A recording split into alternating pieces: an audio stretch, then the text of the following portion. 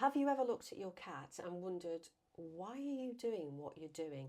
I've got 5 different cat behaviours here to explain, decode, and once you understand them, you'll realise that your cat isn't being random, they're actually communicating with you. So let's get started. What about the cat freeze and stare? You know the one I mean? Cat suddenly freezes, their body goes still, and they're like a statue, and they stare as though they've just seen a ghost. It's not random, it's information gathering. Cats are hardwired predators, so they can pick up sounds that we can't hear, smells that we can't smell, and even other light refractions that we can't see. So it could be that they're picking up on a sound outside, a sound in the walls, or even a light change or flicker that you didn't register at all.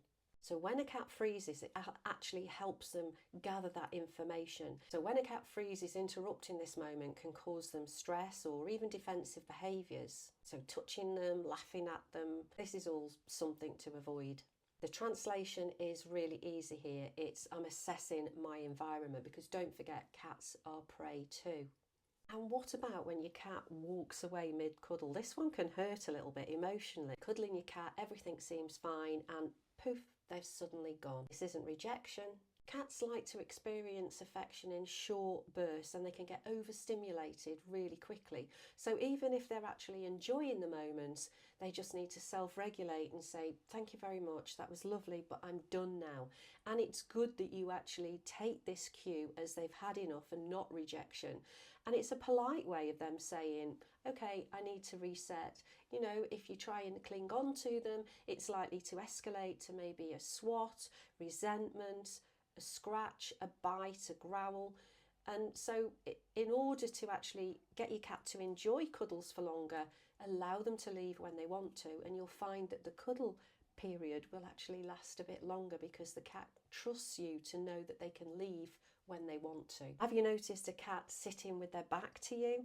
Do you think, oh, they're so aloof, they're so rude, they're being ignorant? Well, you couldn't be farther from the truth. When a cat sits with their back to you, they're actually giving you great respect, because they're saying, I trust you enough to show you my vulnerable side. I know that you're going to protect me. I know that you're not going to hurt me. And it's also social bonding through a shared space, because cats don't feel the need to interact all the time. So simply choosing to be near you can be meaningful for a cat. It's quiet companionship, and for a cat, that's huge. So be flattered if your cat's doing that to you. Another one, you must recognise this, when you get the post-poop or post-litter tray meow. Cats will do this for different reasons. And whilst it feels dramatic, it can be totally normal. But disclaimer here, if your cat is suddenly vocalising more than usual when it's using the litter tray, or it suddenly starts doing it and it sounds distressed, then please, this can be a red flag. So get advice from your vet team. That's really important. Elimination triggers the vagus nerve, and that can initiate vocalisation. And it could also be a reset when your cat comes off the litter tray. It's just checking out its environment to see what's going on and just addressing you to say, okay, I've had a vulnerable moment, but I'm now back in the room. And yes, sometimes it's learned behaviour as well, because if you've actually responded to your cat when they've just arrived back from the litter tray, then it's a learned reciprocal conversation that you're having. But most of the time though, it's just simply just checking in, I'm all done. And the last one, again, humans can actually take offence to this. When you're stroking your cat, Hugo's here being just being a lovely model, enjoying the moment. But what if I were just to stop touching him and then suddenly he'd go and lick himself? Would I feel, oh, he doesn't like me, he thinks I'm gross, he doesn't like my scent? No, not at all. This confuses a lot of people. So when your cat touches you with their paw, their body, or even their nose, and then go and immediately lick themselves, this is what it means. It's about scent regulation for your cat. Cats gather information through scent. One of their main communication is through scent in their world. Touching you transfers your scent, your pheromones, your oils onto them. And licking themselves afterwards just helps them rebalance their own scent.